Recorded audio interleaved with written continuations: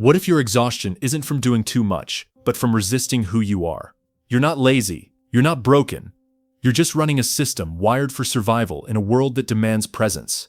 Imagine waking up in a quiet room. No phone, no news, no roles to play, just silence. And in that silence, you notice it. The hum beneath your skin, the weight behind your eyes, a kind of restlessness that has nothing to do with movement, and everything to do with how your energy is misfiring. Because here's the secret no one ever told you. Everything is energy. But not everything flows. You don't lack energy, you leak it. Through thought patterns you never questioned. Through social scripts you didn't choose. Through emotional armor you mistake for personality. So the real question isn't how do I get more energy? It's where did my energy go? And more importantly, who was I before I started losing it? Your brain is a filter, not a mirror. It doesn't show you reality. It shows you what it thinks you need to survive. Right now, as you're hearing this, you're missing over 90% of what's happening around you. The temperature shift in the air, the tension in your shoulders, the flicker of emotions under your last thought. Gone, filtered, forgotten, not because you're distracted, but because your mind made a choice for you about what matters. And that choice? It was based on outdated programming, childhood, culture, fear, survival. We call it normal, but really it's numb. Let me show you. Pause. Feel your feet. Feel the pressure, the contact, the texture.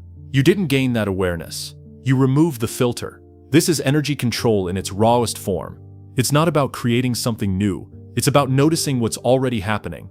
It's about reclaiming perception. Most people think energy is like willpower. Push harder, try more, hustle until it hurts. But energy, real energy, is not brute force. It's flow, like breath, like music, like intuition. It's subtle, silent, intelligent. And when you stop forcing, you begin to feel. Let's try something. Hold your hand still. Now bring your attention to your palm. Don't move it. Don't imagine anything. Just observe. Soon you'll notice tingling, warmth, pulsing. That's not imagination. That's perception returning to the body. That's energy speaking. The only language it knows. Sensation. The body is always speaking. We just forget how to listen. You don't change your life through grand resolutions. You change it through micro shifts in awareness. Like learning to drive, speak, or play an instrument. You wire new possibilities through tiny repetitions. You shift your life by shifting your attention. From autopilot to presence. From judgment to observation. From tension to trust. Because what you focus on, you feed. And what you feed grows. It's not spiritual fluff. It's neuroscience. Neurons that fire together, wire together. And whatever reality you pay attention to becomes more real. This is why some people walk into a room and own it without saying a word. Their energy is coherent, aligned. Their internal noise is quiet enough to feel the room. That's not magic. That's trained awareness. You can have that. Here's where it all collapses into truth. You are not your thoughts. You are the awareness watching them. You are not your tension. You are the space holding it. You are not your trauma. You are the field it passed through. Once you see this, you can't unsee it. You stop arguing with reality. You stop chasing energy. You become the source.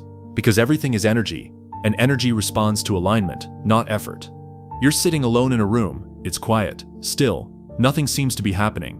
But you're wrong. At a level far beneath your senses, reality is vibrating, splitting, reconnecting. Particles are blinking in and out of existence. Atoms, those things that build everything you've ever touched, are in two places at once.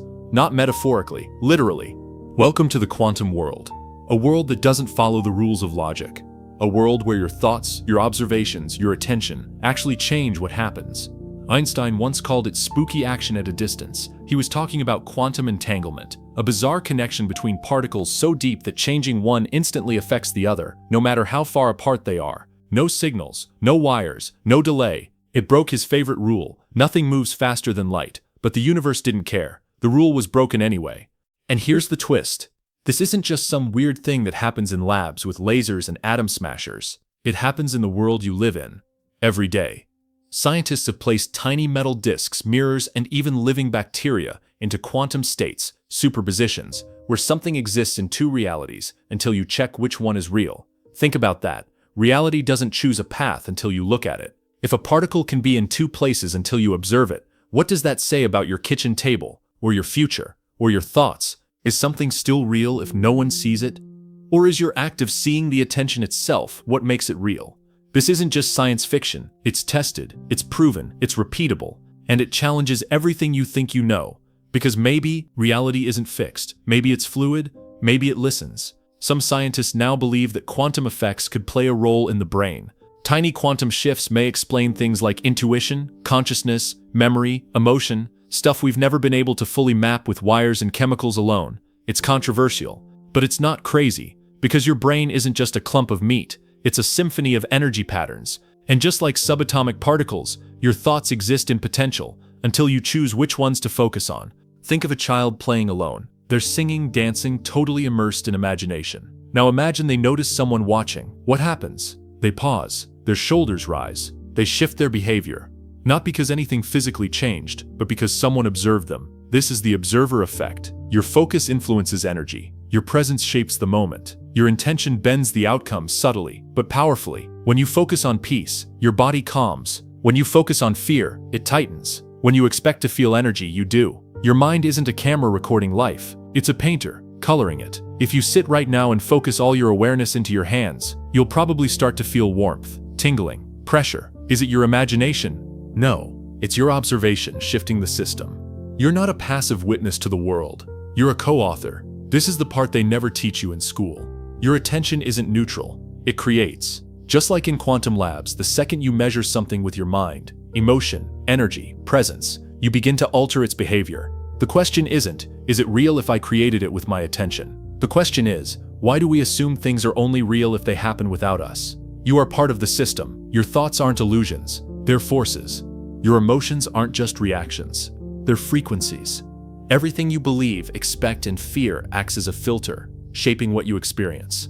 The sunset you find beautiful, someone else might barely notice it. Same sky, different reality. The more you realize that your perception sculpts reality, the more responsibility you carry.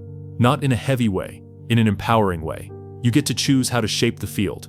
You get to choose which frequency you feed. You get to choose how you show up in each moment. Because the world isn't waiting to impress itself upon you. It's waiting to respond to the signal you send. You can't just watch your life anymore. You have to participate in it. There's no such thing as a truly objective observer. Not in quantum physics, not in life. Everything you do, everything you focus on carries your fingerprint. And that's not a flaw, that's the design. So when you work with your own energy, when you meditate, journal, speak, create, you're not just doing something, you're sculpting reality from the inside out. Let that land. You're not small, you're not separate, you're not stuck. You are entangled in this beautiful, bizarre dance of existence. And the moment you observe that truth is the moment it starts to observe you back. Every heartbeat, every thought, every gut feeling, they're all energy, but not the kind you plug into a wall or read off a chart. This energy is subtle, fluid, personal. It shapes how you move, speak, connect, and more importantly, how you feel about yourself. And just like in quantum mechanics, it doesn't behave until it's observed. This means your identity, who you think you are, isn't fixed. It's a living field of emotional frequencies, shaped by every thought you allow, every truth you accept, and every story you repeat in your mind. Have you ever walked into a room and instantly felt tension before anyone said a word? That wasn't your imagination. That was you detecting emotional energy left behind. Echoes of frustration, fear, or judgment still vibrating in the air. We think our thoughts are invisible, but they radiate. We think our moods are internal, but they leak into the space around us, into our voice, posture, timing. In the quantum field, everything is connected. In your life, the same applies. You don't just carry energy, you broadcast it, which means your inner world shapes more than your feelings. It shapes your relationships, your opportunities, even how others perceive you, without ever knowing why. Your brain filters millions of pieces of information per second. It can't show you everything, so it shows you what it thinks you're looking for. That's not a metaphor, it's neuroscience. If you believe people are untrustworthy, your brain highlights every betrayal, every lie, every flinch of disloyalty.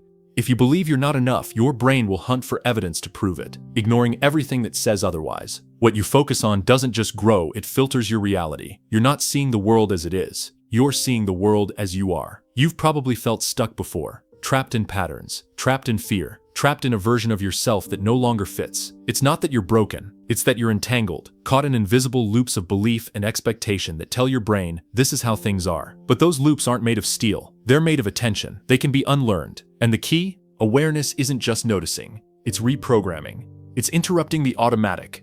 It's saying, wait, what if this isn't true anymore? If you change your outer world but keep the same story running in your mind, you'll sabotage yourself to match the old belief. If you upgrade your job, your clothes, your friends, but still carry shame, fear, or guilt, you'll recreate the same patterns in a shinier package. That's why the real shift begins inside, at the level of attention, at the level of energy. Before you can live a new life, you have to observe yourself differently. Let's bring it back to quantum physics. In the lab, once a particle is observed, it collapses into a definite state. The infinite becomes the specific. The same is true of your identity. The moment you observe yourself not as broken, but as someone evolving, not as a victim, but as a force of will, not as a collection of scars, but as a network of wisdom, you collapse a new self into reality. You stop living a recycled past and start sculpting a possible future, not by force, but by focus. There's a version of you that already exists, just outside your current perception. It doesn't need to be created, it just needs to be observed. Your job is to tune into that frequency. That means holding new thoughts, asking better questions, feeling unfamiliar emotions that don't match your past, but do match your potential. Each time you do, your nervous system adapts. Your brain rewires, your body aligns. You don't have to fake it. You just have to stay long enough in that unfamiliar energy for it to become familiar. You're not changing who you are. You're remembering who you've always been, beneath the noise. Want to change your life? Don't start by changing your habits. Start by changing what you notice. If you wake up expecting stress, your brain will serve you stress. If you start expecting signs of growth, your brain will show you evidence you never saw before. This is the core of conscious creation. Direct attention like a sculptor uses a chisel. Your attention is not passive, it's creative. It literally carves your experience out of infinite potential. You are not here to find truth. You are here to participate in it. Here's how you start working with this. Not as a theory, but as a practice. Pause before reaction. When you're triggered, pause. This breaks the automatic loop. In that space, you are no longer the past. You are potential. Name the pattern. I'm feeling abandoned. Again, just naming it starts the detachment. You're no longer inside the emotion. You're observing it. Redirect attention. Ask yourself, what else is here? Not what you expect, not what you fear. What else? You're expanding the frame and expanding possibility. Feel the future. For 60 seconds, feel what your future self feels. Calm, clear, capable. Even if it feels fake at first, you are tuning your nervous system to a new broadcast. Repeat until it feels normal. Your body will try to pull you back. That's not sabotage, it's survival. Keep showing it the new path until safety lives there. Most people think healing means fixing something broken. But you're not broken, you're buried. Beneath the guilt is clarity. Beneath the anxiety is power. Beneath the shame is a version of you that remembers how to move freely through the world. The more you observe that version, the more real it becomes. This isn't magic, it's neuroplasticity, it's quantum mechanics, it's psychology, physics, biology, converging on one truth. You become what you repeatedly observe. When things go wrong, it's easy to believe that life is happening to you. But what if that's just another echo of the old mindset? What if every obstacle is a mirror reflecting something unhealed, something hidden, something ready to change? What if the world around you isn't separate from you, but shaped by you? Because the moment you start seeing challenges not as punishments but as feedback, you stop fighting the world and start collaborating with it. The lab is your mind, the equipment is your attention, the subject, your reality. So run the experiment. Observe a different version of yourself, one that speaks with confidence, one that rests without guilt, one that acts with purpose, not panic. And just like in the quantum world, the moment you really look, that version collapses into being. You don't need more proof, you need more presence. In the end, it's not about forcing change. It's about choosing what to notice. What you stare at grows, what you ignore fades, and what you embrace transforms. So ask yourself not later, now, what version of reality am I observing today? Because the moment you decide, the universe responds in kind.